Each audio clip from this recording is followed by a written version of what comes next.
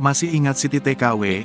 Dulu viral asuh anak majikan asal Taiwan, kini alami cobaan hidup.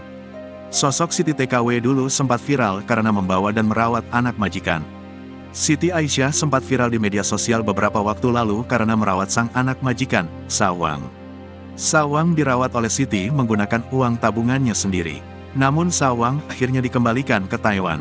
Pemulangan Sawang diwarnai tangisan dan kepiluan Siti Aisyah. Kini kabarnya Siti mengalami cobaan hidup masalah rumah tangga. Nasib Siti tak lagi mengurus Sawang pun disoroti. Sejak tak menjadi perawat Sawang, Siti Aisyah mengalami berbagai cobaan hidup. Satu di antaranya adalah masalah rumah tangga. Suami Siti, Kastam, diduga telah selingkuh selama kerja jadi TKI di Taiwan. Faisal Soh mengatakan Siti TKI ternyata sudah cerai dengan Kastam. Kepada Faisal, Siti mengaku kekeh kembali menjadi TKI di Taiwan untuk mencari penghasilan tambahan. Sebab setelah cerai Siti TKI justru menanggung utang suaminya. Utang tersebut berasal ketika sang suami hendak pergi menjadi TKI di Taiwan. Dia kemudian meminjam uang pada orang tua Siti Aisyah.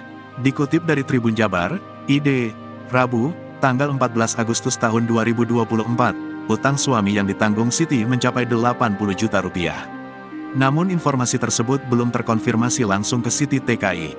Sejak tak menjadi perawat Sawang, Siti memiliki penghasilan dari warung kelontong, jualan di TikTok, hingga usaha ekspedisi pengiriman. Siti bercerita pada Faisal Soh, penghasilannya dalam 1 bulan mencapai 20 juta rupiah. Penghasilan itu, kata Faisal, semestinya sudah cukup bagi Siti. Pasalnya menjadi TKI di Taiwan pun penghasilan yang didapat sekitar 10 juta rupiah. Oleh karenanya Faisal curiga niat Siti Aisyah kembali menjadi TKI di Taiwan bukan demi mendapat uang.